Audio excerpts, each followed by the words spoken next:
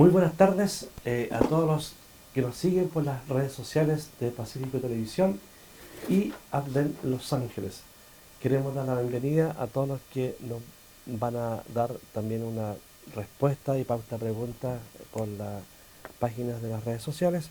Y estamos nuevamente en este jueves a las 20 horas en este programa ya conocido, en esta emisión del cuarto programa Usted, Nosotros y la Educación.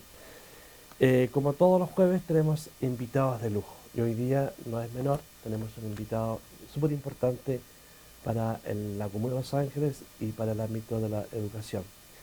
Quiero presentar ya como penalista estable, que ya ustedes ya lo ubican, lo conocen, estamos hace tiempo trabajando en eso, don Juan Manuel Bustamante. Buenas tardes, don Juan.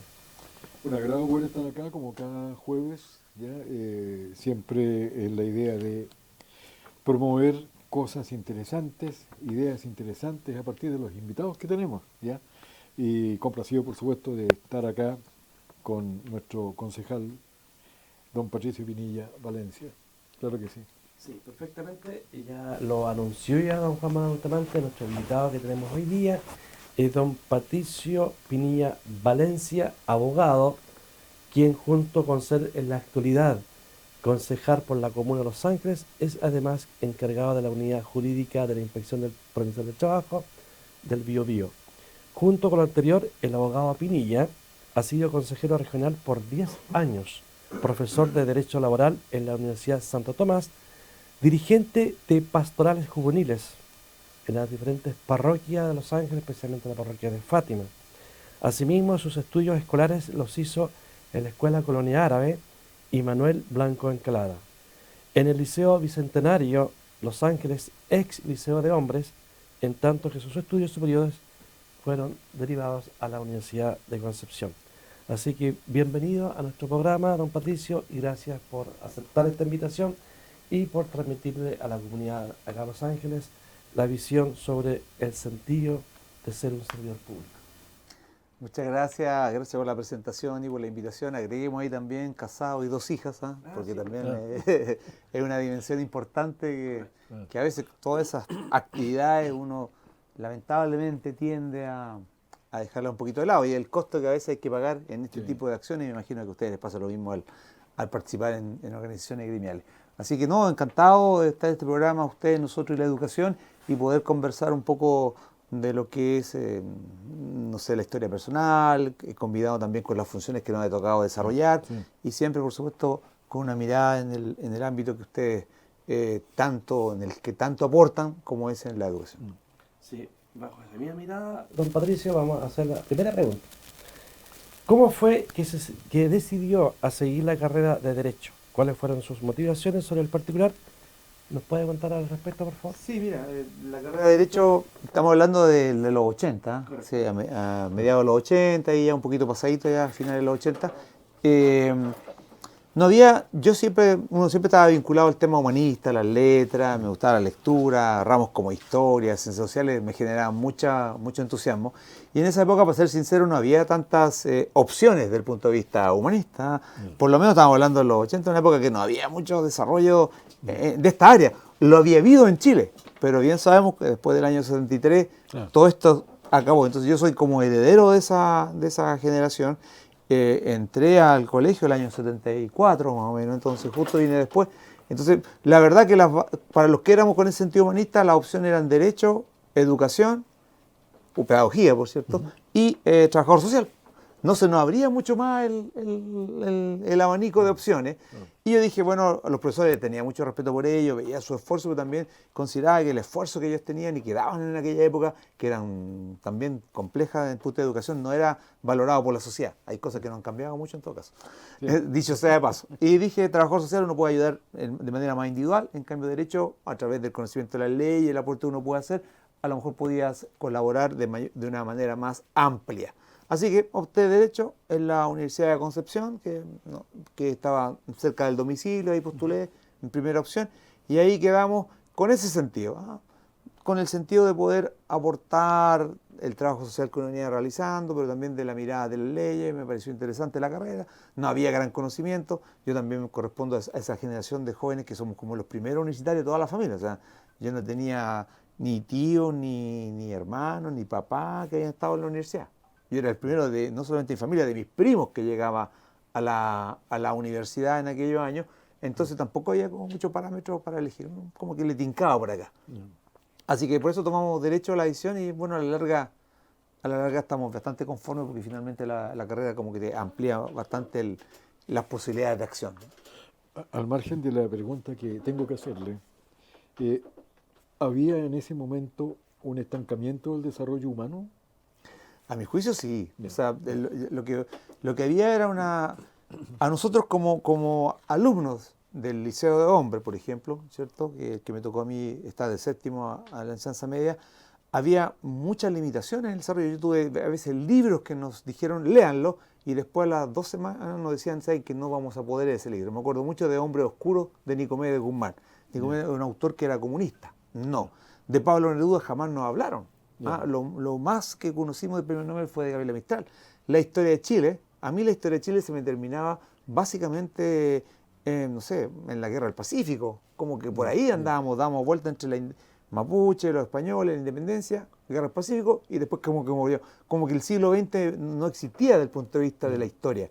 Eso es entonces todo eso, obviamente que a uno había una limitación de desarrollo, más todavía de las carreras humanistas fuertemente golpeadas y de quienes teníamos también vocaciones humanistas, entonces como que había muchas limitaciones. ¿Para qué vamos a hablar de otros desarrollos humanos tan importantes como la política? O sea, yo me acuerdo de haber tenido un profesor de filosofía que decía, hoy día vamos a hablar, a propósito de Platón, ¿cierto? El libro, bueno, hoy día nos toca hablar y se tapa la boca de política. Y decía así el profesor, entre broma o en serio, en una sala de clase, en un liceo, en tercero o cuarto medio. Entonces, eso era el contexto también en el cual uno formaba su mentalidad. Claro. Estamos absolutamente de acuerdo con eso, porque eso fue lo que nos tocó vivir, ¿ya? Y pasar a ser parte, ¿cierto?, de las generaciones castradas, ¿cierto?, mentalmente, intelectualmente, ¿cierto?, que se... Y bueno, me imagino ahí también la atención que tiene que haber habido para el profesorado. Después uno tomó conciencia de que al mismo tiempo, en esa época también habían... ¿cómo le llamábamos en ese tiempo? Ustedes le llamaban, no eran despidos, pero eran cuando desafectaban, desvinculaban a profesores del exonerados. Claro. Esa era la versión está exonerados también. Pero uno como alumno no tenía tanta conciencia de lo que estaba ocurriendo. Mire, una cosa lleva a la otra. Disculpa, Alex. Una cosa lleva a la otra. Yo le cuento así muy sucintamente, antes de hacerle la pregunta. Una anécdota. Yo estaba haciendo mi práctica profesional. Estaba con muchachos de 14, 15 años, por ahí. Como eran los jóvenes en esa época, ¿cierto? Muy tolerantes, respetuosos, qué sé yo, etcétera, etcétera. Y entonces, ¿cierto? Unas puertas que se abrían hacia el pasillo, de una patada se abrieron hacia el interior de la sala de clase. O sea, las puertas salieron volando. Salieron por otro lado. Ya, salieron volando. Y entró una patrulla y estábamos en mi clase, la clase de lenguaje. Y estábamos estudiando, ¿cómo se llama? Literatura de Baldomero Lillo, Subterra. Terra. Ya. Sol. Y entonces entra una patrulla, ¿cierto?, que apunta a todos los estudiantes que están mirando hacia ese lado, ¿cierto? Por este lado se parte la patrulla en dos y la otra parte apuntando de adelante hacia atrás. Y el comandante de la patrulla, ¿cierto?, me pone el arma que anda trayendo, ¿cierto?, en el pecho, y después la deja allí ¿cómo se llama?, sobre el escritorio, y se saca de aquí, de la manga, ¿cierto?, una hojita que dicen, y eso dio lugar a un cuento que yo escribí, ¿cierto?, que se titula Autoría Académica. ¿Ya? Y abre la hoja y dice, bueno, cabritos, por mandato de la superioridad, qué sé yo, etcétera, ¿ya?, saquen su libro de lectura. Esto para que no se jueguen el cerebro. Hoja 1, fuera. Hoja 2, fuera. Y ahí después ironizando, ¿cierto? Guarden las tapas, mejor será. ¿Ya? Porque todo lo que comprometiera, ¿cierto?, el pensamiento, el desarrollo del pensamiento del chiquillo, ¿cierto?, una postura crítica frente a la sociedad, ya fue eliminado de una sola vez. Por lo tanto, comparto absolutamente lo que está diciendo, porque yo lo viví en la sala de clase. ¿Qué año estábamos hablando ahí? 73. Ok. 73. Justo en el Claro. periodo. Ya, aquí va la pregunta. Dice, ¿había consideración de su experiencia como abogado de la Dirección del Trabajo y encargado de la división jurídica de la Inspección Provincial del mismo servicio en Biobío? ¿Podría contarnos acerca de cuáles son las situaciones más recurrentes en torno a lo que se entiende por vulneración de derechos laborales y fundamentales a los trabajadores en el ámbito de su influencia? Sí, bueno, eso me lleva a otra faceta, ¿cierto?, de Ya, de la vida y claro. el derecho laboral. Desde la universidad un poco me vine interiorizando en esa área y tuve la oportunidad de ingresar a la Dirección del Trabajo ya hace, sacaba la cuenta, 19 años más o menos, ya ha pasado el tiempo como abogado. Y bueno, y en todo este tiempo, claro, uno tiene la percepción de que hay ciertas cosas que no, todavía no avanzamos. ¿Ah? Y hoy día, justamente hoy día yo hacía clases en la universidad, ¿cierto? Y me tocó ver un repaso con unas trabajadoras, me invitaron de otra área, de estudiantes de trabajo social, Ya. y ahí me contaba un poquito de la historia y yo decía, la segunda ley laboral que hubo en Chile fue la ley de la silla, 1914, con contenido laboral. Ya. Y hasta el día de hoy, ¿cierto? 1914, estamos hablando ya más de 100 años, 110 años Sí. después, todavía la Inspección del Trabajo cursa multas por no cumplir con la ley de la silla. Y la ley de la silla es simplemente que en los lugares donde haya trabajadores que tengan que atender al público y en los momentos en que no haya público, tiene que haber una silla para que se puedan sentarse. Miren los básicos de esa ley, Ya. que fue segunda ley laboral, 1914, y hoy día todavía la inspección a veces fiscaliza tiendas, locales de ventas, negocios, ¿cierto? Y los vendedores o vendedoras, es un segmento hartamente feminizado además, no tienen dónde sentarse cuando no hay público, porque ese era el tema. Entonces, no es mucha novedad lo que yo podría decir, ¿cierto? El tema de la jornada de trabajo, el incumplimiento de los horarios, el tema de las remuneraciones, y hoy día con otro agregado que se ha venido, yo creo que antes existía igual, pero hoy día hay más conciencia, más empoderamiento de la gente y lo reclama más, que tiene que ver con el maltrato laboral, ¿cierto? El acoso laboral hoy día es una cosa más recurrente. Yo creo que antes igual existía, o quizás menos, no sé, ya. Yo creo que de alguna manera sí existía, pero hoy día la gente, como dije, está más empoderada y llega a la Inspección del Trabajo a hablar de esas situaciones. Por lo menos todos los días llegan 3 o 4 personas a referir situaciones que ellos estiman que son de maltrato o de acoso laboral.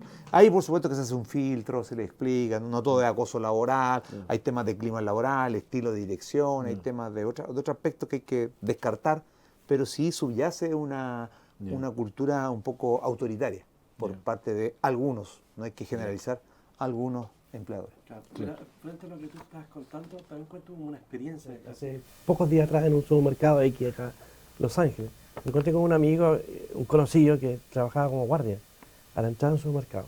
Y estaba de pie, miré alrededor, no encontré, no vi ninguna silla, porque he visto otros guardias del supermercado que se sientan. Y le pregunté, ¿usted no usa silla? No, me dijo, tenemos prohibido la silla. Me acordaba de la ley, de la ley de la silla, pero no me acordaba del año. Buena la ilustración que tú haces. Frente a lo mismo, frente a este comento, ¿qué lo indujo a usted a ser abogado de la Dirección del Trabajo y cómo se dio este vínculo profesional entre lo que usted está haciendo? Bueno, eso tiene que ver también con los años de estudiante universitario. Uno, dentro de todo el tema legal, que a veces el estudiar derecho es como bastante formal, ¿cierto? Civil, comercial, los procedimientos, pero hubo un ramo que tenía un contenido más social. De hecho, a veces llamado también derecho social en otras latitudes, que es el derecho al trabajo. Porque ahí uno no se vincula tanto con papeles, con documentos, siempre son parte de nuestra profesión, y tampoco con gente que está siendo imputada o que es derechamente delincuente, o personas naturales en términos generales, sino que se vincula mucho con trabajadores y con el tema sindical. Y eso a mí me hizo mucho sentido, me generó fue un ramo que disfruté mucho, que lo estudié, y después cuando tuve que hacer mi seminario de titulación, opté justamente por la Rerum Novarum. Y yo lo que hice fue, justamente se cumplía en aquel año, en 1991, se cumplían los 100 años de la Rerum Novarum, que había sido dictada en 1891 por León XIII. Entonces yo dije, ¿por qué no analizar los principios de la Rerum Novarum a la legislación chilena 100 años después? Entonces, entre el 92, 93, más o menos, 94, que hice mi tesis, revisé esa documentación. Y me hizo mucho sentido, o sea, principios que establecía una encíclica social, a veces, no sé si las personas que nos ven, yo creo que ubican un poco el contexto, ¿cierto? Fue en 1871 que un papa hablar de la necesidad que el Estado interviniera en procesos como eran los temas laborales, fue una hecatombe mundial. O sea, como un papa viene a hablar lo mismo que estaba hablando ese tiempo la gente Carlos Marx, que había escrito El Capital en 1850, ¿cierto? 40 años antes, y el papa decía, tiene razón, algo razón hay. No, obviamente que está en contra del socialismo, pero de que el Estado tiene que intervenir, tiene que intervenir. Marx hablaba de la fuerza, dar vuelta a la tortilla, que cambiara el poder. El papa dijo, no, a través de las leyes tiene que intervenir el Estado. Y esas leyes, y a mí eso me hizo sentido, y eso me hizo que hiciera mi tesis, y eso me enamoró del derecho laboral. Después, como todo egresado de derecho, hice todo, familia, lo que llegara. Los abogados los primeros años no recordíamos nada, lo que llegue lo tomamos, ¿cierto? Claro. Y después, con el tiempo, cuando se produjo una vacante en la inspección del trabajo, postulé, cuando el abogado que estaba ahí a cargo jubiló, y me fue bien dentro del concepto de postulaciones, y entré, de eso ya estamos hablando del año 2004, más o menos, 2004 aproximadamente, el año en que entré a la edición del trabajo. Pero yo siempre tuve ahí la atención, de hecho fue la única área pública en que he trabajado, ¿no? Para despejar, que uno dice que me metió en todo, yo trabajé en área privada, individualmente, y el único servicio público en el que trabajé era el derecho laboral, en la inspección del trabajo, porque me interesaba esa área. No postulé a otro, a veces uno postulaba a otras cosas, ¿no? Yo esperé y se dio el espacio en su momento y pude ingresar a este servicio que me permitió compatibilizar ese interés también con la posibilidad de ejercer mi profesión. Desde el punto de vista eclesiástico, a propósito de Rerum Novarum, el Papa Juan Pablo II... Labor in excelsis. Hizo varias encíclicas importantes, entre ellas Labor in excelsis. ¿Cierto? Donde él postula, ¿cierto?, que la dueña de casa, por el solo hecho de ser dueña de casa y la complejidad del trabajo del hogar, ¿cierto?, merecía tener una jubilación por ese solo hecho. Sí. ¿Ya? Después un candidato presidencial chileno, ¿cierto?, vinculado a este otro lado, dijo que él ofreció eso, ¿cierto?, como idea original propia. Sí, ¿ya? Exacto. Y no, pues, pero no la cumplió. Venía de allá, porque yo tuve la suerte de conocerlo, ¿cierto? Interesante. Claro. O sea, el hecho de mirar la Rerum Novarum no es el tema de acá, pero principios fundamentales, ¿cierto? Como la determinación de cómo es un salario justo, que incluye un salario justo, no solamente para que sobreviva la gente, sino que también para poder educarse, tener distracción, para poder ahorrar y enfrentar las contingencias de la vida. Eso lo dijo, bueno, León XIII, y después, 40 años después, Pío XI en el 40º año también lo refresca en otra encíclica. Como el tema legal, las limitaciones de jornada de trabajo, que hoy día la discusión que estaba en boca en Chile por la reducción a 40 horas, todo eso viene de la Rerum Novarum, ¿cierto? La necesidad de que todo esto esté regulado y que el ser humano tiene que tener más espacio, no solamente para trabajar y para producir, y que tiene que haber una participación también en el salario por parte del trabajador. Mire, y no estamos hablando de marxismo ni comunismo, estamos hablando de cristianismo, ¿cierto? O social cristianismo. Entonces eso es lo que a veces cuesta expresarlo. Claro, y hay toda una cuña aquí, Patricio, que un teólogo, no sé quién fue, pero siempre tengo esta membresía de este teólogo que dijo: la iglesia es sabia, muy sabia en humanidad, pero muy ignorante en cosas de Dios. Porque la iglesia ha dado pista al hombre sabiamente por dónde hay que dirigirse. Ahí nacieron muchas encíclicas, muchas documentación, recordemos Latinoamérica, Puebla, después Aparecida, que igual evoca muchos elementos enriquecedores para la vida laboral, para el comportamiento humano, en todos los aspectos. Entonces, va el eco ahí, nuevamente decir, sabia en cosas de humanidad, pero muchas veces ignorante en cosas de Dios. Es muy importante eso. Sí. Y con la pregunta que le va a hacer don Juan. Ya. Sin duda, estimado abogado, concejal, qué sé yo, sin duda usted es una persona con vocación de servicio público, ¿ya? La información nos lo demuestra, eso está a la vista porque lo conocemos. En este plano, ¿cómo fue que decidió ser consejero regional y qué le reportó como experiencia para futuras y nuevas responsabilidades públicas? Sí, hace ya algunos años atrás, ya han pasado unos 15 años, desde que alguna vez opté a ser candidato a consejero regional, pero era un contexto muy diferente. Los consejeros regionales en esa época eran elegidos por los concejales, por eso no tenían mucho conocimiento público. Los cores como tal existen del año 1993. desde que el presidente Patricio Aylwin crea los gobiernos regionales, ¿cierto?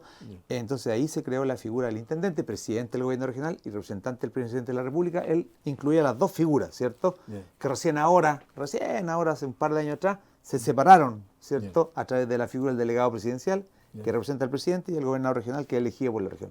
Pero del 93 hasta hace un par de años atrás, eran concentrados a la misma figura. Y ahí estaban los consejeros regionales.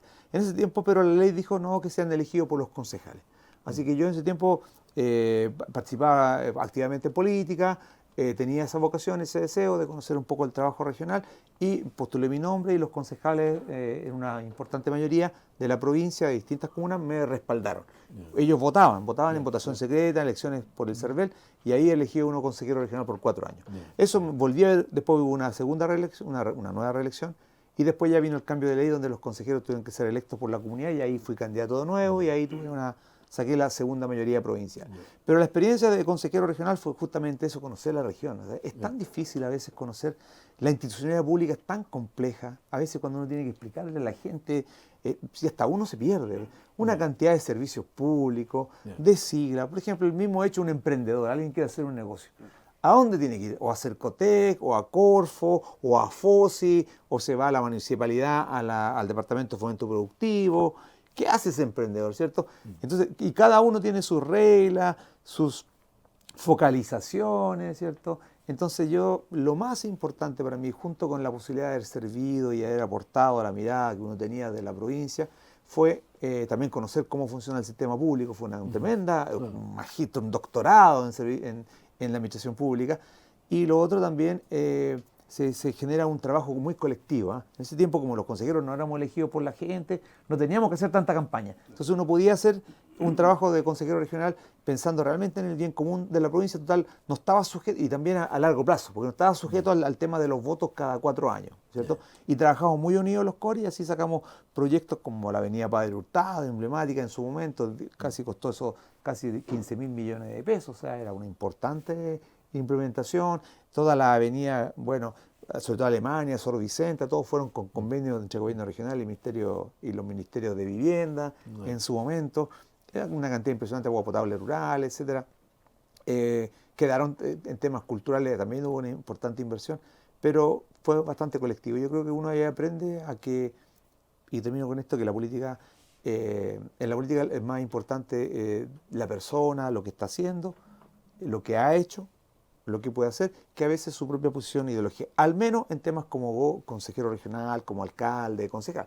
Hay otros que son más ideológicos como diputado y senado. Yo creo que ahí uno tiene que tener la mirada un poquito más fina de por qué está eligiendo, pero tenemos que ser capaces de hacer esa distinción. Permítame aprovecharme de la ocasión. Una pregunta política. Sí. Ya, sobre lo mismo. Sí. Ahora sí, pregunta política. Pregunta política, como decía un profesor de filosofía, se daba la boca. ¿Contribuye o entorpece la regionalización la existencia de gobernadores por un lado y delegados presidenciales por otro? ¿Cuánto aporta la delegación presidencial? Sí. O más bien obstruye? ¿Dónde está la línea que separa lo de uno y lo del otro?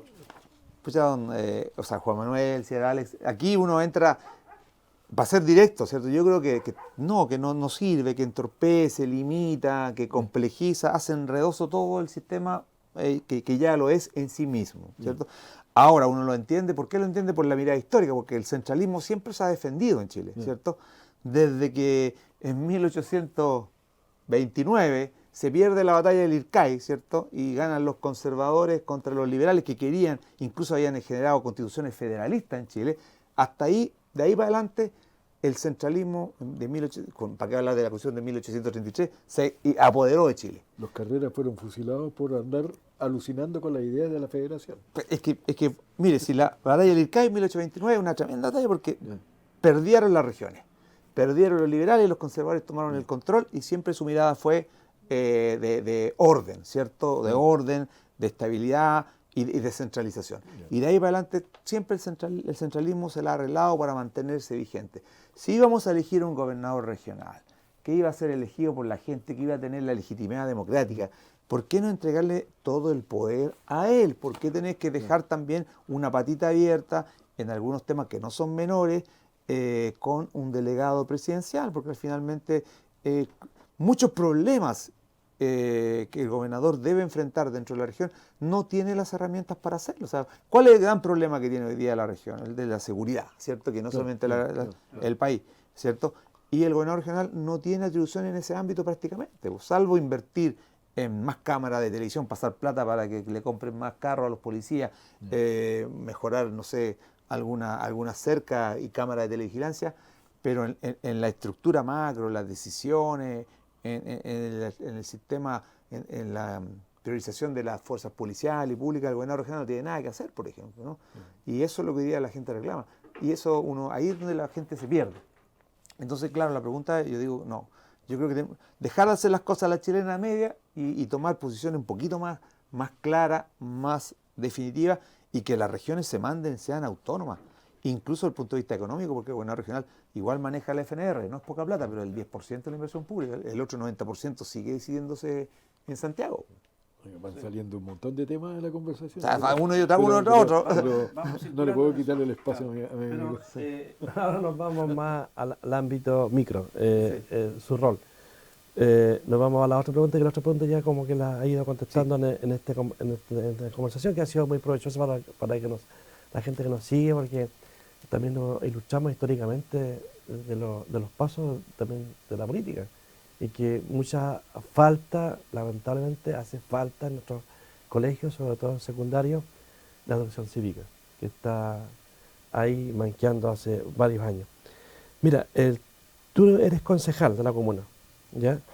Sobre este particular, ¿qué representó para usted haber sido la primera mayoría en esta comuna? ¿Por qué cree que se le dio tan notorio espaldarazo de parte de los electores y su camino al andar, como dijo un poeta? Oye, bueno, pero es un honor. Yo decidí durante la pandemia ser candidato a concejal. Yo había sido consejero regional, después fui candidato a diputado, para lo cual, de acuerdo a la ley que han hecho los parlamentarios, si un consejero regional quiere ser candidato a parlamentario, tiene que renunciar un año antes al cargo de core. Claro. Y compite, entre paréntesis, con parlamentarios que no renuncian nada, sino que hasta el mismo día de la elección recorren todos los locales, porque mal que mal ellos son diputados y saludan a todos los vocales y todo. En cambio, uno un año antes tenía que dejar el cargo. Claro. Me tocó eso, competí, fue una buena votación, una buena experiencia, otro doctorado en política, el ser candidato a parlamentario. Y estuvimos cerca, sacamos 300 votos, nos separaron de la meta. No. Pero entonces eso hizo que uno ya volviera a sí mismo, a la familia. Eso fue el año 2017, 2018, 2019. Llegó la pandemia y ahí estando en mi casa y valorando el espacio de la casa, porque uno como que en la pandemia valoró lo que era su casa, porque finalmente cuando quedó la escoba, nuestro refugio fue nuestro hogar y bendecidos los que teníamos ese hogar. Hay mucha gente que no tenía ese hogar más encima. Entonces dijimos, pucha, ¿para qué ir? Si uno quiere ayudar y servir, ¿para qué ir tan lejos? Consejero regional ya había sido, parlamentario lo intenté, por lo menos por ahora veremos que el día de mañana, pero ¿por qué no apoyar acá? Dije yo, y pensamos con la familia, también fue una decisión conversada con la familia, ser candidato a concejal y aportar desde ahí. Y eso fue candidato, y ahí la verdad no había mucha campaña que hacer, y la gran frase, y me echaban broma después, pero es que uno tiene esa formación, Alex sabe, tiene una formación y uno no va a renegar de ella. Entonces uno decía que por sus frutos los conoceréis. Yo le decía, mire, porque al candidato usted no le pregunte tanto lo que va a hacer, ni lo que quiere hacer, está bien, fórmese una opinión. Pero más importante, la pregunta más importante es como la canción de José Luis Perales, ¿cierto? Sí. ¿Y cómo es él? ¿En qué lugar lo conociste? ¿Qué es lo que ha hecho? ¿Cierto? Porque la historia para atrás uno no la puede cambiar. Si la Biblia es sabia en ese sentido, por sus frutos los conoce. Si la persona se ha preocupado de temas sociales, ha estado metido en grupos, organizaciones, lo más probable cuando sea electo va a seguir por esa misma línea. Pero si nunca usted lo vio en ninguna junta de vecinos, ni participando en comunidades, y que de repente 6 meses antes de la elección se le despierta la vocación pública y las ganas de ayudar y resolver los problemas, uno tiene derecho a sospechar de que no será una cosa media oportunista en relación a una X elección, ¿cierto? Y eso es lo que hicimos durante la campaña, y creo que ese mensaje al final hizo sentido en la gente que nos pudo escuchar, mucho a través de las redes, porque estábamos en pandemia, y nos dio esa votación que le agradecemos hasta el día de hoy. Sí, en ese sentido, disculpe, don Juan, rescatar lo que tú dices, el ser servidor social uno tiene que ir allanando un cierto camino, ir sembrando ciertas situaciones en el proceso.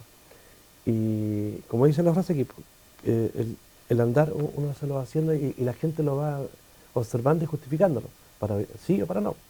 Y yo creo que acá la comuna te lo va, digamos, uno otro lado te lo va. Y modestamente, justificar. un tema para todos los que, ojalá hubiese más gente que fuera candidato, porque es bueno que haya gente interesada en posiciones políticas, en desempeñar cargos, pero las campañas tienen que ser momento para cosechar, no para sembrar, ¿cierto? Aquel candidato que quiere sembrar y cosechar durante la campaña, probablemente le va a ir mal, ¿cierto? La campaña tiene que cosechar uno lo que ha sembrado antes de ser candidato. Ahora, si no sembró nada, bueno, ahí estará también el resultado. Y eso también es muy importante, que yo siempre le pregunto cuando me dicen, oye, me gustaría ser candidato, y le digo, ni un problema, perfecto, qué bueno que tengas esa vocación, pero ten atención a esto, tú tienes que ir a cosechar lo que has sembrado. ¿Sembraste? Te lo dejo ahí nomás, le digo. Claro, Piénsalo bien antes de ser candidato. Claro, ¿no? Y es una buena mirada sobre el problema, así a la hora de tomar una decisión que hay que tomar en cuenta. Yo quiero devolverme al tema de los gobernadores, me voy a salir un poco de la pauta, ¿ya? Porque me quedo dando vuelta un tema que para mí es gravitante en este momento. Nosotros estamos mal en la seguridad pública, ¿cierto? Porque la delincuencia, ¿no es cierto?, está desbordada, el narcotráfico, en fin, el crimen organizado, son las cosas que aparecen en la radio, la televisión, etcétera, etcétera, todo el tiempo. Y alguien decía el otro día, en una entrevista, ¿cierto?, de que para poder cumplir más o menos bien, ¿ya?, una función, ¿cierto?, con esperanza de resultados, se tenía que duplicar la cantidad de carabineros que existían en Chile y, desde luego, mejorar sustantivamente sus remuneraciones. Ante la imposibilidad de eso, pero existiendo la necesidad de resolver este problema, ¿cierto?, que es acuciante, y sobre todo, ¿cierto?, mirando comparativamente las cosas, irnos a estudios comparados, qué sé yo, que existen tantos, ¿por qué no tomar la propia experiencia estadounidense? ¿Por qué no, cierto, la inglesa? ¿Por qué no la francesa, la española, la italiana, qué sé yo? ¿No sería viable, posible, que existieran en Chile, por ejemplo, policías comunales, como existen en Estados Unidos, como existen en Francia, como existen en España, ¿ya? O si no se pudiera ir, ya por una cuestión de costo, de recursos, policías regionales, autónomas, ¿cierto?, que tuvieran tantas atribuciones como tiene Carabineros, como tiene la Policía de Investigaciones. ¿Qué le parece a usted eso? ¿Es una idea loca o es No, yo creo que es una idea bastante, que tiene bastante asidero, Yeah. y creo que una discusión que no hemos querido dar, a veces por razones un poco ideológicas también. Bueno, obviamente que todos tenemos el mayor y profundo respeto por Carabineros de Chile, ¿cierto? Han hecho un esfuerzo tremendo por enfrentar esta situación. Sin duda, claro. Y quizá uno lo único que puede hacer es respaldarlo, ¿cierto? Y si han cometido errores, bueno, eso es normal en cada institución. Y uno tiene que con mayor razón ayudar a levantarse más que hundir a Carabineros. Pero a veces Carabineros también se ha puesto sus propias varas de que al decir que cualquier otra policía distinta a ellos podría ser una situación que no marcaría bien la diferencia, que les quitaría cierta grado de autoridad. Yo creo que ahí Carabineros queremos a Carabineros enfocado estrictamente a la lucha contra la delincuencia y todos estos temas que usted ha hecho referencia. Y todas las otras labores administrativas, ¿cierto?, que son hartas las que desarrolla Carabineros. ¿Cuántos Carabineros están dirigiendo el tránsito? Tremenda labor, importantísima labor.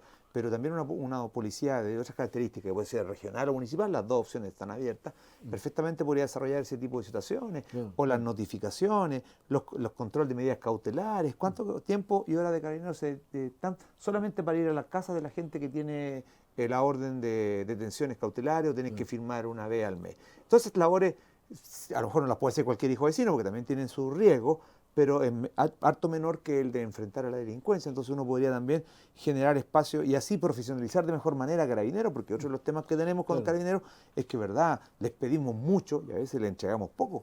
Porque ¿cuánto demora la formación de un carabinero? ¿Cierto? Hasta donde yo tengo entendido, estamos hablando de un año de un carabinero. Y eso, o menos de un año, y eso es bastante poco en consideración de que Sí, le vamos a pasar ni más sí. ni menos que un arma. Yo creo que Entonces yo creo que la discusión es súper legítima y yo creo que debería darse. Y si tuviésemos gobiernos regionales autónomos con capacidad económica, yo creo que podrían tomar esta decisión, pero lo comparto absolutamente. Vamos a otra pregunta. Usted, como concejal, ha participado también como en la función de alcalde protocolar. sí. En ese caso, ¿podría comentarnos en qué consiste esa función en la municipalidad? Segundo, ¿logra encontrarse ese rol con el alcalde titular de la municipalidad? Y una tercera pregunta sobre la misma, ¿puede ser motivo de recelos? Bueno, mire, el alcalde protocolar es está en la ley de municipalidades, ¿cierto? Y se produce cuando el alcalde no se encuentra, pero pactos oficiales, ¿cierto? Quien lo reemplaza es el concejal con mayor votación. En este caso soy yo, digamos, ¿no? En Los Ángeles no se le da mucho valor al cargo, a la función. Hay una estructura bien centralista en el tema del alcalde, ¿cierto? Y de su equipo de trabajo, ¿no? En la práctica se ha reducido en un par de actos oficiales cuando no está el alcalde estar, dirigir el consejo municipal cuando no está el alcalde, pero no se le ha dado mayor valor. Yo en lo personal tampoco he querido exagerar el punto, porque tampoco no me interesa que se piense que uno anda a través de reconocimiento. Pero yo creo que la institución no es muy apreciada y tampoco a veces ni siquiera muy entendida por el resto de los pares. Yo creo que falta un poquito más de amor por la institucionalidad, que eso trascienda a las situaciones personales, ¿cierto? A veces hay recelo, no sé si habrá esa palabra, la verdad que yo soy bastante prudente en ese sentido. No tenemos la capacidad de firmar ni un decreto, para eso existe un alcalde subrogante cuando está el alcalde, que hace toda la actividad administrativa, pero nuestra representación está en la ley, está en la normativa, pero se le da poca importancia. Y la verdad que uno, como sea el que ande pidiendo, oye, soy el alcalde protocolar, y que lo encuentro como que no estamos tampoco para eso. O la institucionalidad lo reconoce, y si no, bueno, que se haga lo estrictamente necesario, pero tampoco después nos quejemos, y me refiero también a los mismos concejales, de que somos poco tomados en cuenta. A veces nosotros mismos los concejales nos autolimitamos, ¿ah? En nuestras funciones, en nuestras decisiones, y no hay mucho sentido colectivo del trabajo de concejales. A diferencia del trabajo de consejero regional, trabajábamos todos, éramos consejeros de la provincia de Biobío, teníamos muy claro ese objetivo, y trabajábamos en función de traer más recursos para la provincia de Biobío. Aquí los concejales, yo diría que 10 concejales, 10 realidades, 10, y no hay un sentido de cuerpo, de ser un verdadero contrapeso a veces contra el alcalde, no cualquier alcalde, ¿no? Podemos ir en todos lados, porque si tenemos el rol fiscalizado, por ejemplo, no es de un concejal, es del consejo municipal. Entonces, tiene que ser ejercido de manera colectiva para que tenga alguna incidencia, porque lo otro, cualquier ciudadano puede salir en el diario denunciando que vio la camioneta, no hay que ser concejal para hacer eso. El rol fiscalizador es mucho más que eso, pero necesita un acuerdo colectivo. Y eso es lo que cuesta generarlo dentro de los concejales. Cada uno tiene su agenda, cada uno tiene su objetivo, cada uno tiene sus prioridades, cada uno tiene su mirada de cómo ver el rol de concejal. Bueno, no voy a luchar contra molinos de viento tampoco yo. Uno trata de mirar por arriba las cosas y me quedo con esa tranquilidad. Claro, sí. Una buena enseñanza, ¿cierto? De Don Quijote. Sí, claro. Claro que sí. Otro gran libro, ¿no? Que con mucha enseñanza. Usted, estimado concejal, ¿no? Como es obvio, conoce a la UDEM Los Ángeles. Sí, por supuesto. ¿Ya? Era inspector provincial de trabajo cuando esta se formó. Sí. ¿Ya? ¿Qué le parece a usted la existencia de esta, el rol que ha cumplido y su trayectoria en estos 8 años? Bueno, yo creo que la AFDEN es señera, ¿no? Abrió rutas, abrió caminos donde no lo sabía. Y eso ya marca una diferencia con muchas otras organizaciones. Me acuerdo de su génesis, fue muy discutida, poco entendida a veces, y también, bueno, usted estaba ahí encabezando el proceso, así que mucha admiración y respeto por la fuerza que tuvieron, porque a veces entre sus pares tampoco era comprendido el rol y la vínculo con el colegio de profesores, por ejemplo. Hasta el día de hoy, bueno. Bueno, a propósito de lo que hablábamos, ¿no? A veces, si hubiese más unidad entre gente que comparte una posición, y esto lo veo desde el punto de vista de los trabajadores, las cosas serían muy distintas. La autoridad tendría mucho más controles, pero justamente la división de los que tenemos que ser llamados al control hace que a veces la autoridad sea un poco más arbitraria y discrecional de lo que debía ser. Sí. Bueno, vuelvo al tema del AFDEN. Y eso ya marcaba una diferencia. Yo creo que ustedes han tenido la capacidad de posicionarse dentro del profesorado, de validarse, han tenido autonomía, han sido valientes, he visto su trabajo, han tratado de ser, mire, muy profesionales y serios, han requerido, yo siempre lo he visto antes de tomar una decisión, ustedes recopilan mucha información, han solicitado por ley de transparencia, la mayoría de las veces se les han negado la información, han pedido audiencia, la mayoría de las veces no lo han recibido, ¿cierto? Así es. Han insistido, justamente para requerir antecedentes para hacer presentaciones serias, pues, como Claro. docentes que son, digamos, Así ¿cierto? es, así es. Haciendo honor a su rigurosidad también que le exigen Claro. a los alumnos. Claro. Pero todo ha sido cuesta arriba, todo lo han tenido que ir... y bueno, y alcaldes, los alcaldes en general no entienden este tipo de situaciones. Yo la verdad, uno por la formación gremial entiende el rol. Y sé que no es, cuando ustedes hablan como ASDEM, ni siquiera hablan como don Juan Manuel o con Ala, ustedes hablan en la representación que Así lo es, invisten. así es. Por lo tanto, no es nada personal, Claro. es un rol que les toca cumplir y que tienen que desarrollar adecuadamente. Y la contraparte, que la autoridad debería sí entenderlo y no personalizar el conflicto. Claro, claro. No es que uno quiera fregarlo a ustedes, sino que simplemente los temas son los complejos, ¿cierto? Claro. Hay dos formas de abordarlo. Conversémoslo y veamos la solución. O si usted no cierra las puertas, obviamente que yo tengo que buscar otra estrategia también porque tengo que seguir cumpliendo mi rol. Claro. Pero eso ha sido muy incomprendido de parte de la autoridad.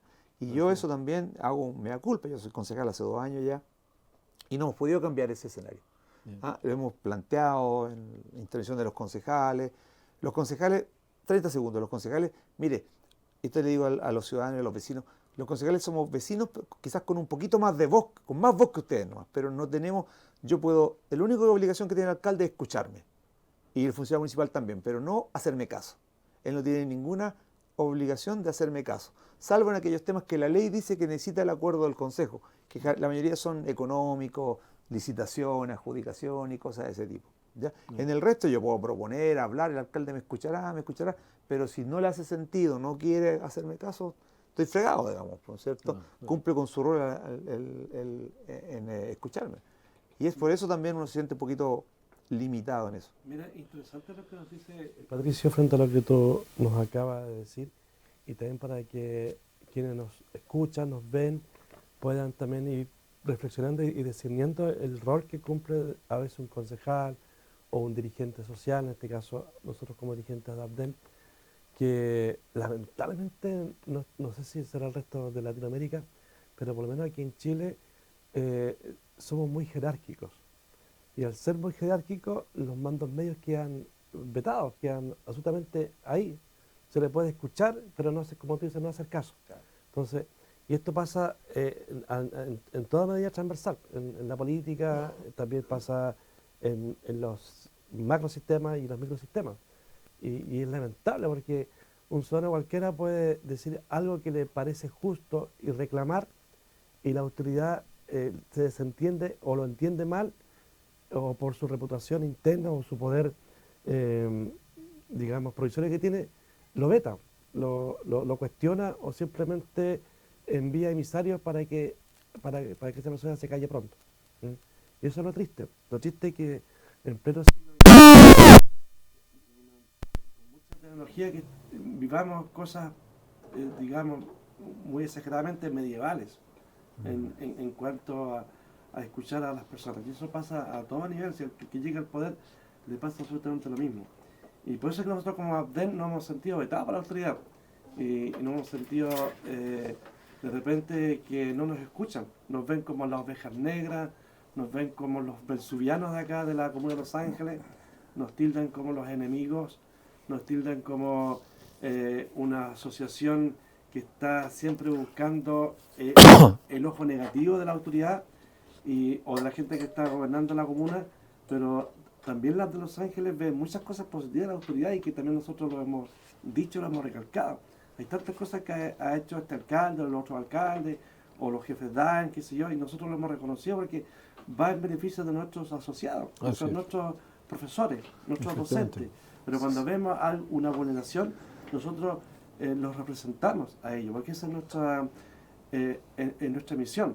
Y ahí la autoridad nos veta o nos dice: estos están trabajando realmente para el lado que no corresponde. Y nosotros estamos trabajando para el lado de que nuestros socios, nuestros docentes nos han encomendado, que es velar por sus derechos fundamentales. Entonces, en ese sentido, don Patricio, yo creo que usted ha sido también partícipe de esta situación que hemos sido vetados, ¿no es cierto? Uno de nuestros padrinos, pues sí, esa es la cosa. Cuando era el jefe provincial, ¿no es cierto? Sí. Por un lado Eduardo Velázquez, por el otro, sí, por supuesto. Con todas las facilidades, ¿cierto? Que dieron lugar a que la ABDEM existiera y la proyección que ha tenido, porque imagínense, y eso es lo que nosotros agradecemos, por eso, por eso la pregunta, ¿ya? Como una forma de testimoniar nuestro agradecimiento a la autoridad por lo que significó su colaboración en un momento, ¿ya? Y que sigue estando ahí, ¿cierto? Porque nosotros vemos en las reuniones de Consejo Municipal, ¿cierto? Cuando salimos ahí en carpeta y algún concejal, entre otros el señor Patricio Pinilla, hace alguna intervención en favor nuestro, eso no podemos desconocerlo. La ABDEM Los Ángeles, ¿cierto? Fue la primera del país y ya está en muchas partes, ¿ya? Y la última que acaba de formarse hace un par de meses acá, con nuestra asesoría, fue la de Negrete, ¿ya? Que hizo su ceremonia de constitución acá en Los Ángeles. Y precisamente a su presidente lo tenemos invitado para la próxima semana. Él va a estar acá, ¿ya? Y es una particularidad, ¿cierto? Que yo le doy mucha relevancia a eso, porque es un colega, ¿cierto?, que está vecindado en Chile. Él no es chileno, es boliviano, ¿ya? Pero es una gran persona, ¿ya? Es una persona comprometida, no solo con su profesión, sino que con la defensa de los derechos de las personas, ¿ya? Entonces él se guió por nuestro quehacer, ¿cierto? Y ahí estamos y va a estar acá. Entonces esa era la idea de destacar lo que para usted significaba, ¿cierto? Y por último, Juan, para no quitarle el espacio a nuestros entrevistados, yo igual quiero aprovechar este minuto de que cuando la ABDEM se acerca por una problemática de una vulneración de derechos de un docente, ¿ya? Es para mejorar también las prácticas tanto de la DAEM como del municipio. Y es un aporte para el alcalde, para el jefe de DAEM, para ellos también darse cuenta y ser mejores. Porque qué mejor si dan una solución correcta a un docente, si van por el lado de los votos, mucho mejor. Porque dan una respuesta a un docente, que detrás de un docente hay una familia, y va a decir, oiga, el señor alcalde o el jefe de DAEM me dio esta respuesta positiva a mí, cuando solamente quiere hacer autoridad, ya sea en otra función política, la gente lo va a apoyar. O sea, esta persona me solucionó el problema. ¿Y qué mejor elemento eso? Por sus frutos los conoceremos. Los frutos los conoceremos. Claro. Don Patricio, en ese sentido, el respaldo que ha tenido en la elección pasada solo puede ser entendida como una importante cuenta de ahorro para un siguiente proceso eleccionario. En ese plano, ¿tiene pensado postularse como candidato a la alcaldía de Los Ángeles? Buena pregunta. Buena pregunta. Una pregunta soterada, pero sí, no. Está bien. Como contestaría alguien, la verdad que no lo descarto, pero puede ser. Es una opción, que uno tiene que ir evaluando constantemente. Yo creo que las cosas, la política, si bien es cierto, es voluntad, pero no es solo voluntarismo. No es que uno diga y las cosas van a ocurrir, ¿cierto? Sino que hay que trabajar, dar los pasos adecuados, correctos, evaluar los escenarios también. Y eso es un proceso que uno tiene que hacerlo con calma, ¿cierto? Tiene que haber confianza, pero no ansiedad al tomar decisiones de esa envergadura. Claro. Porque lo peor que uno puede decir es que yo soy candidato y en tres meses más decir en realidad no va a ser candidato porque pasó esto. Y al final es como jugar con el tema, digamos, ¿cierto? Claro. La gente de Los Ángeles merece respeto, merece saber que realmente quiénes están interesados en aquello. Cuando uno tome la decisión, lo vamos a hacer ver directamente, claramente, y vamos a explicarle a la gente por qué, la razón, el fundamento y qué es lo que queremos hacer, ¿cierto? Si esa fuese la decisión final. Pero es una opción que yo sé que se ve, de repente uno lo incluye en algunas encuestas, le va bien, le va más o menos, las cosas son por internet, son como medio extrañas, pero sé que el nombre está ahí, el hecho de ser primera mayoría también, yo sabía que iba a haber una responsabilidad más en un contexto donde un alcalde ya por ley no puede seguir reeligiéndose. Por lo tanto, es una posibilidad y ahí vamos a tener que, cada día tiene su afán. Hoy día queremos hacer un buen concejal, un buen trabajo, estar en contacto con la gente, escuchar a las personas, y eso yo creo que va generar un piso y elementos muy determinantes para, en el momento adecuado, informar a la comunidad, ¿cierto?, cuál va a ser la decisión respecto de ser o no candidato a la alcaldía de Los Aires. Por lo menos está en la mirada de la comunidad, por el hecho de ir apareciendo en las encuestas, Sí, ¿cierto? nos colocan ahí a Es uno. un detalle Sí, no menor, sí. estimado concejal. En la Aquí- encuesta de Pacífico Televisión, sí, no me fue muy bien, sí, ¿no? sí, Sí. Hay que trabajar esa- No había encuesta de Pacífico Televisión todavía. Es para que se ría aquí Sí. nuestro amigo don Ricardo, que está aquí atento al programa. que nos hace Hagamos- posible este programa también. Sí, Pacífico Hagamos un bueno, amigo. ejercicio, estimado concejal. ¿Podría usted caracterizar al servidor público Patricio Pinilla Valencia, indicarnos cuáles son sus principales fortalezas y por qué no sus debilidades, si las tuviera? ¿Qué es lo que lo hace creíble? Considerando que fue la primera mayoría, Sí. considerando que apareció en una encuesta para futuros candidatos a alcalde, ¿qué es lo que le hace creíble? Bueno, si uno buscara algunas características, es una pregunta siempre compleja hablar de uno, pero si uno tuviese que buscar algunas características que ha tratado de la vida desarrollar y reforzar, tiene que ver mucho con la capacidad de escuchar, de dialogar, de conciliar, de buscar acuerdos. También uno tiene un respeto intrínseco por todas las ideas, hay mucha tolerancia también, mucho pluralismo que se ha ido construyendo a lo largo de los años. Hay un trabajo social importante desde los tiempos de parroquia. De hecho, ahí viene también el hecho de llegar a la política. Un día un curita nos dice, mire, aquí en la iglesia usted va a cambiar su corazón. Y eso está súper bien, ¿cierto? Pero si yo pongo hombres justos en estructuras injustas, no va a pasar nada. Lo más probable es que va a terminar esa estructura maleando a esa. Lo que tenemos que hacer, ustedes cambian su corazón, pero también tienen que cambiar la estructura, porque hombres justos tienen que ser capaces de vivir en estructuras que sean más justas, más humanas. Yo no entendía todavía, pero en ese tiempo el sacerdote aquel, padre Pedro Hugo Sandoval, ¿cierto?, que en paz descansa, él lo que nos estaba hablando era un poco de los temas sociales y los temas políticos, o sea, involucrarse con aquello. Y eso también lo hizo a uno desarrollando la rigurosidad, trata de uno de hablar de los temas de lo que sabe. Si no sé, mejor uno estudia, lo analiza, no hablar por hablar, ¿cierto? También un compromiso, porque la palabra también te va generando eso, va generando compromiso. Si yo digo a alguien que lo respeto, tengo que ser respetuoso. Si yo digo a alguien que lo quiero, tengo que demostrarle ese afecto. No saco nada de decir que yo voy a estar en tal tema si después no lo ven nunca ahí o no aparece. Entonces yo creo que esas son las características que lo han hecho. Defecto uno tiene alguno, pues eso mismo de ser conciliador a veces hay que tomar decisiones, a veces uno puede que demore mucho aquello. Tiene que ser quizás un poquito más asertivo. Yo creo que también a veces algunas virtudes llevadas al extremo se pueden también generar como algunos problemas. Y finalmente también diría yo que respecto de la última pregunta, la parte final de la pregunta hacía referencia. No, yo creo que eso sí lo dejo un poquito a la historia. Yo creo que en campaña uno cuenta mucho lo que ha hecho, y sobre la base de eso lo que quiere hacer. Yo creo que si la gente es capaz de acreditar, oye, realmente hizo lo que está diciendo, esa ha sido su historia, yo creo que eso te hace creíble porque hay cierta coherencia. Me podré equivocar, puede la gente no estar de acuerdo con uno, pero por lo menos está la historia ahí detrás. Finalmente, don Patricio, ya que estamos ya a puertas de finalizar nuestro programa, hay temas pendientes de los profesores y profesoras, tanto a nivel comunal como a nivel nacional. Uno de los grandes temas que lo han manoseado por todos los gobiernos es la famosa deuda histórica. Eso en primer lugar. Hay también temas pendientes de la carrera docente, ¿ya?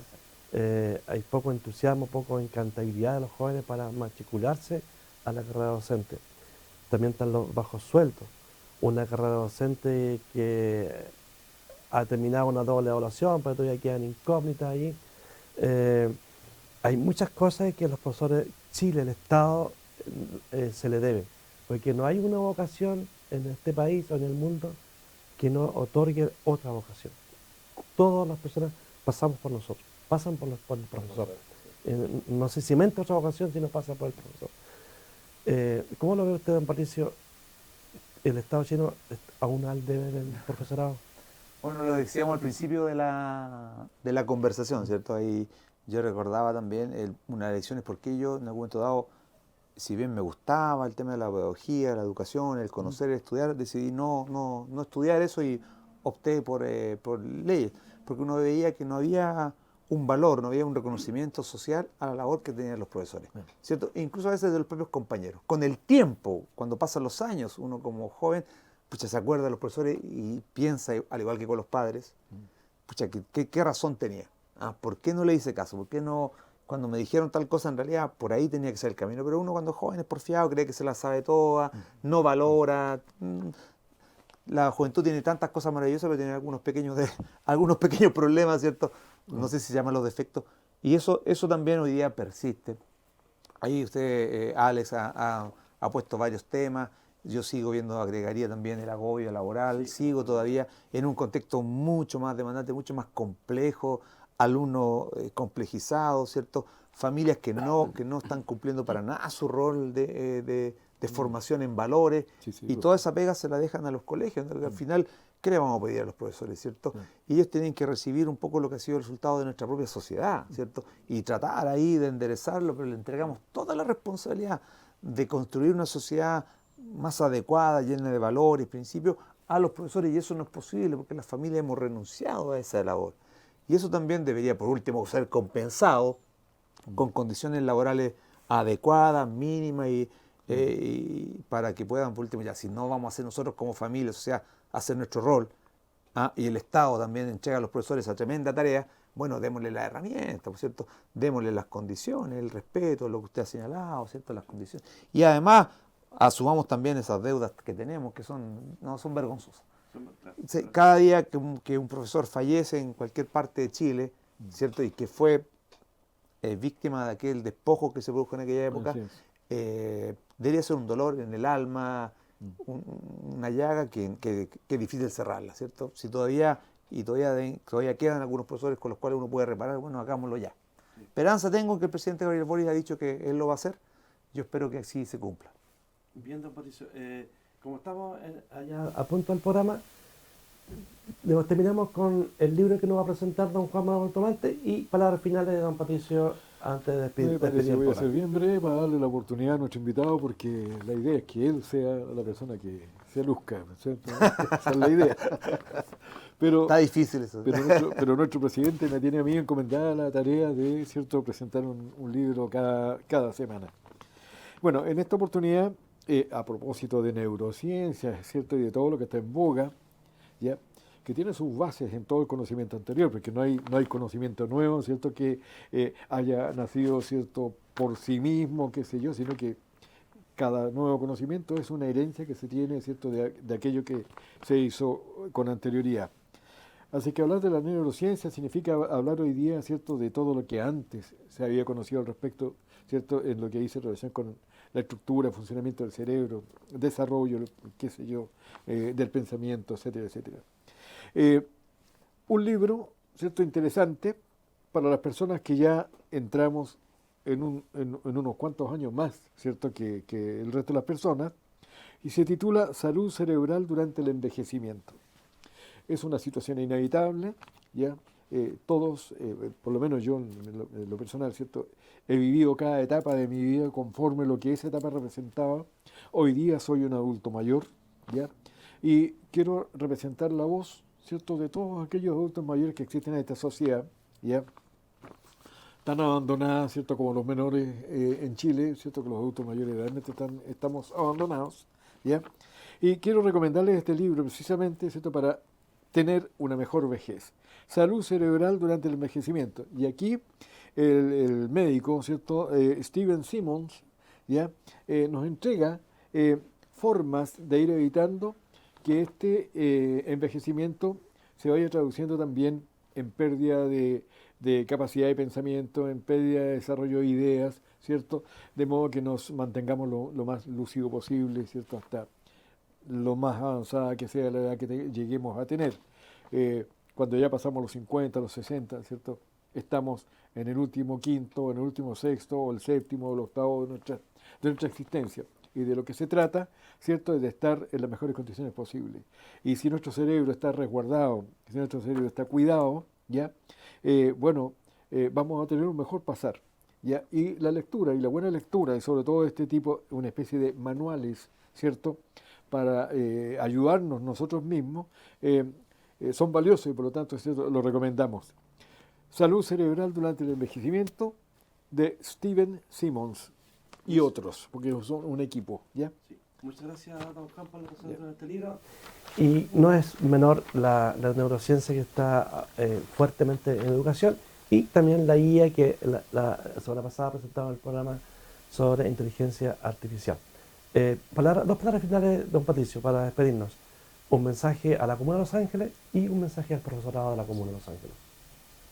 Bueno, voy a empezar al revés. Voy a empezar al profesorado de Los Ángeles, ¿cierto? El mayor de los respetos a los profesores, yo creo que tú lo decías, don Alex, y lo hemos dicho reiteradamente, junto con los padres, los profesores que uno tuvo son los dos grandes formadores, y en el caso mío también podemos considerar a algunas personas que nos acompañaron, como en el caso del sacerdote, de quienes participamos en un grupo de parroquia en esa época. Y eso también tenemos que decirlo, agradecerlo, pero no basta con aquello, sino que tenemos que hacer gestos y acciones, porque como decíamos también, no sacamos nada con decir cosas y no hacer nada al respecto. Así que el compromiso como concejal sigue siendo estar atento a sus situaciones, a lo que podamos ayudar. No soy parte de la Comisión de Educación, justamente porque ahí te encuentran otros colegas que tienen que uno no puede estar en todas, lamentablemente, porque el tiempo no nos daría, pero sí estamos permanentemente atentos a esta situación y sabemos que han habido problemas de acoso y maltrato laboral en diversas escuelas. No quiero nombrarla ahora, más que nada para no estigmatizar. También temas injustos con profesores, con gente legal, el tema de la educación. Y individualmente hemos tratado de ir conversando, gestionando y ayudando y colaborando con usted, y también reivindicar el rol de la AFDEP. Apoyar a su organización es importantísima, unidos las cosas son muy diferentes.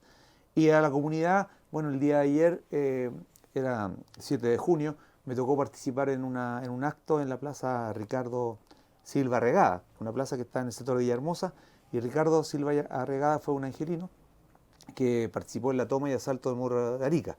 Era capitán, fue el primer oficial que llegó con la bandera chilena a la cima del morro, ¿no es cierto? Y él fue el que dio la orden de cambiar la bandera peruana por la chilena en el Morro de Arica.